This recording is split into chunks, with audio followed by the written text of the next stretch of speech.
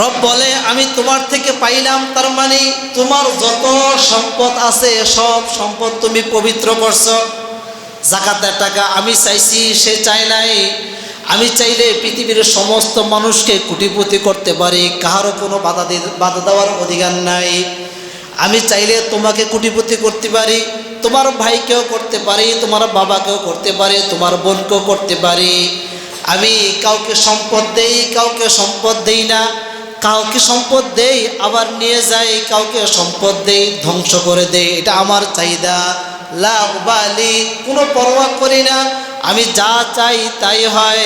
আমি আল্লাহ সুবহানাহু ওয়া তাআলা যাকাতের বিধান দিছি তোমার রক্ত পরীক্ষা করার জন্য, তোমার কিডনি পরীক্ষা করার জন্য, শরীর পরীক্ষা করার জন্য। তার মানে কি আল্লাহ সুবহানাহু ওয়া তাআলা বলে যাকাতের বিনিময়ে তোমার গোশত পবিত্র হবে, যাকাতের বিনিময়ে তোমার হাড় পবিত্র হবে, শরীর পবিত্র হবে, তোমার পোশাক পবিত্র হবে, হৃদয় পবিত্র হবে।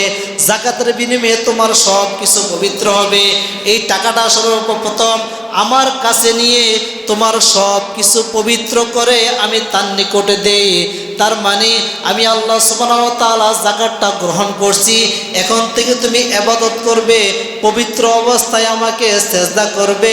সিজদা করতে দেরি করবে, আমি আল্লাহ সুবহানাহু ওয়া তাআলা এই সিজদা কবুল করতে আর দেরি করব না।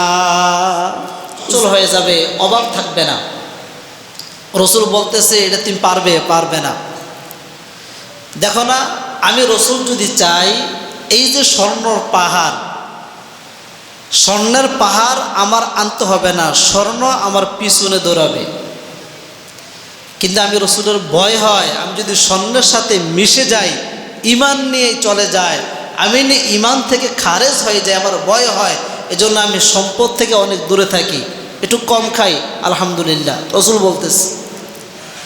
সাহাবা বলতেছে ইয়া রাসূলুল্লাহ, আপনি আমাকে বলেন, দোয়া করেন, দেখবেন আমি কিভাবে দেই। সাহাবা বলতেছে এই যে আপনার সাহাবী ওসমান গনি, আমি ওনার মতন কি করব, দান করব।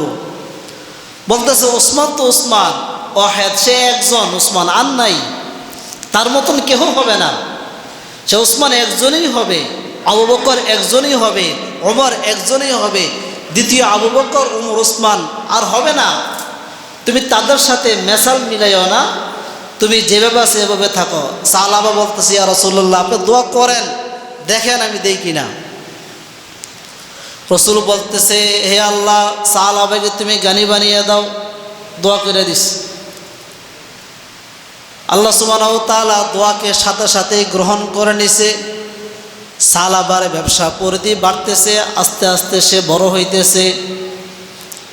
তখন ছিল মসজিদের সাথে, মদিনার, এখন যে মদিনা মসজিদ আছে এর সাথেই তার কি ছিল, ব্যবসা ছিল। ওটেল পাল, দুম্বার পাল, গোড়ার পাল, খচ্চরের পাল, গাদার পাল, এগুলো ছিল তৎকালীন সময়, এই ব্যবসাগুলো ছিল।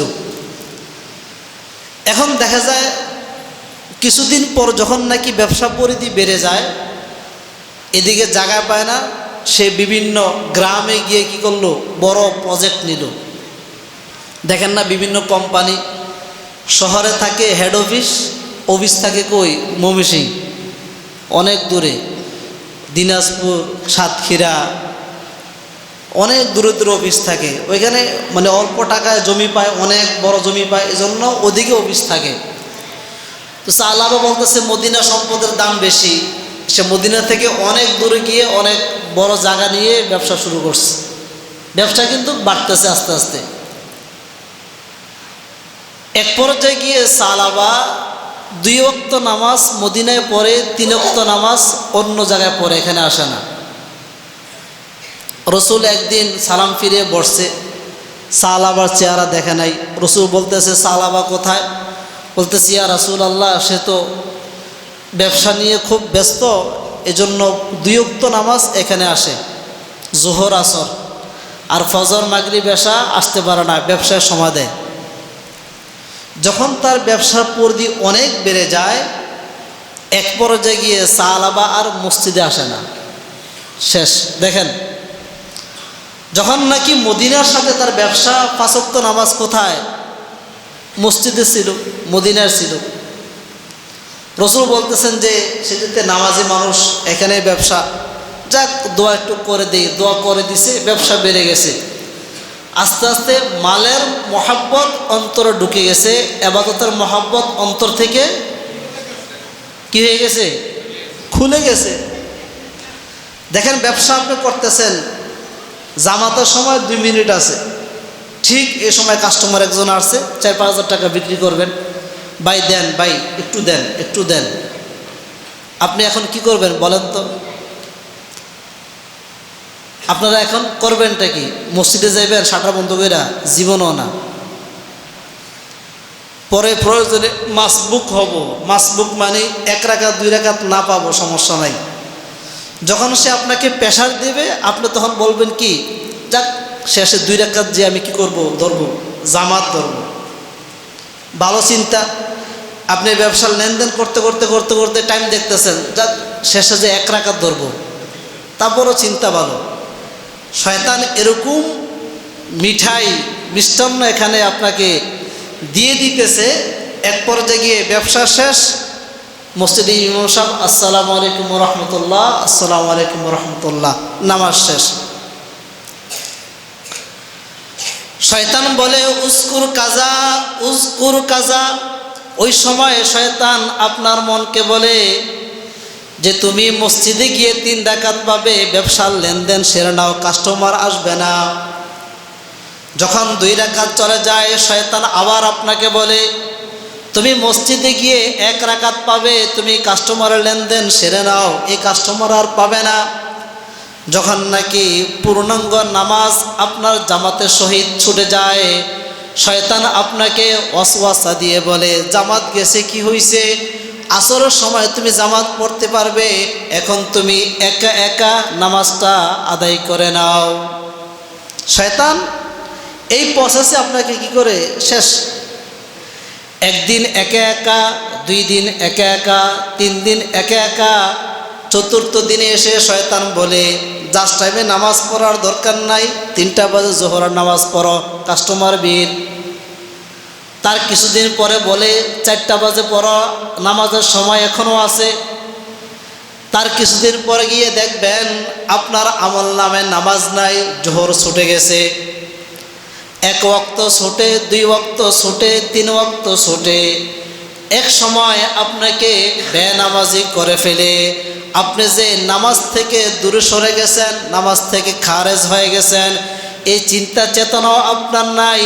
ব্যবসা বেড়ে গেছে, আপনার সম্পদ হয়ে গেছে, আপনি ঈমান আমল থেকে, ইবাদত থেকে আপনি দূরে সরে গেছেন। এরকম হয় না? আপনাদের মনে হয় না? এরকম হয় কি না?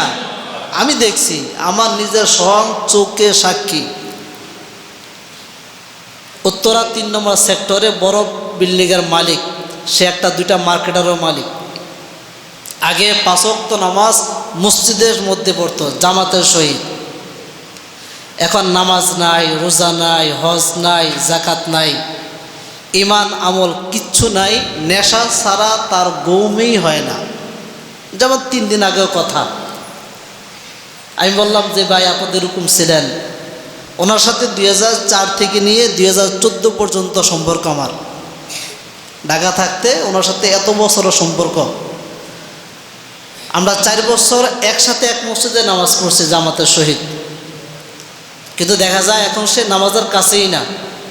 জিজ্ঞেস করলাম কি হয়েছে, ভাই মনেই চায় না মসজিদে যাবো, মানে কেমন জানি ভালোই লাগে না। রাত্রে গেছিলাম, 4 রাকাত তারাবি নামাজ পড়ে চলে আসছি। অবস্থা কারণ কি? মালের মহাব্বত অন্তরে প্রবেশ করেছে, ইবাদতের স্বাদ মজা চলে গেছে, এই মহাব্বতে সেই ঈমান থেকে খারেজ হয়ে গেছে। যেটা বলতেছিলাম, সাহাবা মদিনার থেকে দূরে সরে গেছে। দূরে সরে যাওয়ার কারণে রসুলের সাথে আর সম্পর্ক নাই। রসুল জিজ্ঞেস করলো আইনা সাহাবা, সাহাবা কোথায় গেছে? সাহাবাই কেরাম বলতেছে সাহাবা এখন মসজিদে আসে না, অনেক সম্পদের মালিক হয়ে গেছে। বলে যাও খবর নাও, নামাজ কোথায় পড়ে, ইবাদত কোথায় করে।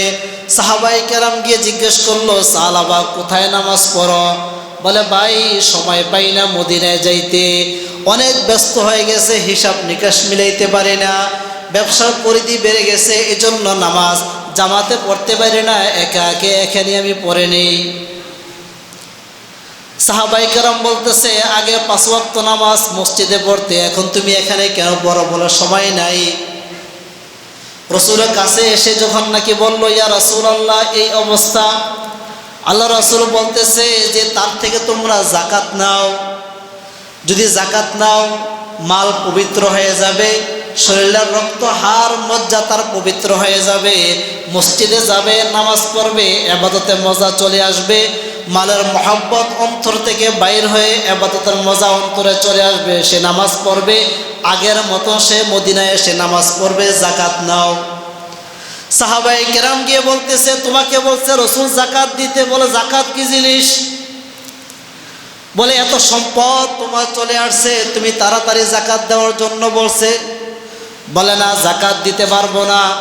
আল্লাহ আয়াত নাজিল করছে, খুয মিন আমওয়ালিহিম সাদাকাতান তুতাহহিরুহুম ওয়া তুযাক্কিহিম। হে হাবিব আমার, আপনি সবার থেকে যাকাত নেন, সব মানুষ থেকে আপনি যাকাত বন্টন করেন। আপনি যদি তাদের থেকে যাকাত নিতে পারেন, ওয়া তুতাহহিরুহুম, তাদের আত্মা পবিত্র হবে, ওয়া তুযাক্কিহিম, হৃদয় পবিত্র হবে, শরীর পবিত্র হবে, ইবাদতের মধ্যে মজা চলে আসবে। এই আয়াত যখন নাজিল হয়, রসুল লিস্ট করতেছে, 1 নম্বর ধনীকে সালাবা, প্রথমে চলে আসছে এর নাম, বলে যাও গিয়ে বলো আল্লাহ আয়াত নাজিল করছে যাকাত দিতে। গিয়ে বলছে, সে যাকাত দেয় না। যখন নাকি আবার আর 2টি আয়াত নাজিল হয়, তখন রাত্রে গিয়ে বলে যে সালাবা, কাজটা কিন্তু ভালো হয় না, আয়াত নাজিল হয়ে গেছে, তুমি কিন্তু ক্ষতিগ্রস্তর মধ্যে পড়ে যাইবা, তোমাকে বলছে রসুল যাকাত দিতে। সে তারপরও আসে না। সম্পদের মহব্বত অন্তরের মধ্যে এরকমভাবে তাকে গ্রাস করে নিছে, এক পর্যায়ে গিয়ে সে ইমান থেকে খারেজ হয়ে গেছে, বেঈমান হয়ে মারা গেছে সালাবা। কিসের কারণে? শুধুমাত্র মালের মহব্বতের কারণে, আর কিচ্ছু না। তার পরের দিন রাত্রে বিছানার মধ্যে শুয়ে যায়, একবার ডানে কর দেয় আর একবার বামে কর দেয়, ঘুম হয় না। সালাবা মনে মনে ভাবতেছে, যাকাত যদি না দেই তাহলে মনে শান্তি আসবে না। হিসাব নিকাশ করে 100 উট নিল। ফজরের নামাজের পর পরেই মদিনার মসজিদের মধ্যে উপস্থিত 100 উট নিয়ে আল্লাহর হাবিব সাল্লাল্লাহু আলাইহি সাল্লাম সালাম ফিরিয়ে দেখতেছে অনেক উট। রসুল বলতেছে, কি আজকে কি কোনো যুদ্ধের কারণ আছে কিনা? কারণ যুদ্ধের সময় এরকম উট নিয়ে আসে, আমরা যুদ্ধে যাই, এখন তো কোনো যুদ্ধ নাই, কিছু নাই, কি জন্য আসছে, কে আসছে? সাহাবায়ে কেরাম বলতেছে, ইয়া রাসূলুল্লাহ, সাহাবারা আসছে উট নিয়ে, যাকাত নিয়ে আসছে, আপনি যাকাতগুলো মানুষের নিকট বন্টন করে দেন। আল্লাহ রাসূল বলতেছে, সালাবা, তোমার কপাল পুড়ে গেছে, তুমি কতটুকু যাকাত নিয়ে আসছো? বলতেছে, ইয়া রাসূলুল্লাহ, আমি 100 উট নিয়ে আসছি। বলতেছে, তোমার উট কতগুলো আছে? বলে, কতগুলো উট আছে আমি নিজেই জানি না, কিছু উট আমি নিয়ে আসছি যাকাত স্বরূপ। বলে, হিসাব করে আনছো কিনা? বলে, না, আমি হিসাব করে আনি নাই। বলে, যাকাতের বিধান হলো পূর্ণাঙ্গভাবে হিসাব করে যতটুকু আল্লাহ সুবহানাহু ওয়া তাআলা যাকাত পাবে ততটুকু তুমি দিয়ে দাও, এটা হলো হিসাব। বলে, ইয়া রাসূলুল্লাহ, এত সম্পদ আমি দিয়ে দেব কিভাবে সম্ভব? ঠিক এই মুহূর্তে আল্লাহ সুবহানাহু ওয়া তাআলা জিবরাইলের কাছে, জিবরাইলকে বলছে যে তুমি আমার হাবিবের নিকট যাও, গিয়ে বলো তার সাথে কথা না বলতে, তার যাকাতের সম্পদ আল্লাহ রসুল গ্রহণ না করতে, গিয়ে বলে দাও। সাথে সাথে জিবরাইল আসছে। আসার পরে বলতেছি, ইয়া রাসূলুল্লাহ, তার সাথে কথা অফ করেন, আর কথা বলার প্রয়োজন নাই, তার উট তাকে ফিরিয়ে দিয়ে দেন, সমস্যা নাই। শেষ পর্যন্ত এরকমই হলো, উট ফিরিয়ে দিল। সে অনেক চেষ্টা করলো দেওয়ার জন্য, রসুল গ্রহণ করেন নাই। সালাবা বেঈমান অবস্থা শেষ পর্যন্ত মৃত্যুবরণ করছে। শুধুমাত্র মালের মহব্বতের কারণে মানুষ ইমান ধ্বংস। যেটা বলতেছিলাম, যাকাত এমন একটা রোগ যার অন্তরের মধ্যে সম্পদের মহাব্বত চলে আসে, জাকাত নামক রোগেই আপনাকে ঈমান থেকে খারেজ করে দেয়। এক হাদিসের মধ্যে আছে, আপনি যখন নাকি জাকাত দিবেন,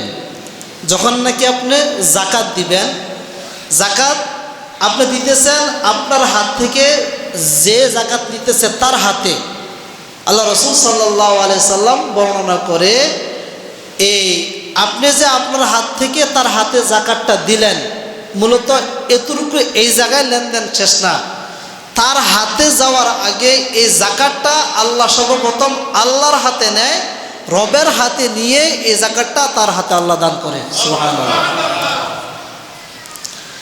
রব বলে, আমি তোমার থেকে পাইলাম, তার মানে তোমার যত সম্পদ আছে সব সম্পদ তুমি পবিত্র করছো। জাকাতের টাকা আমি চাইছি, সে চায় নাই। আমি চাইলে পৃথিবীর সমস্ত মানুষকে কোটিপতি করতে পারি, কাহারও কোনো বাধা দেওয়ার অধিকার নাই। আমি চাইলে তোমাকে কোটিপতি করতে পারি, তোমার ভাইকেও করতে পারি, তোমার বাবাকেও করতে পারি, তোমার বোনকেও করতে পারি।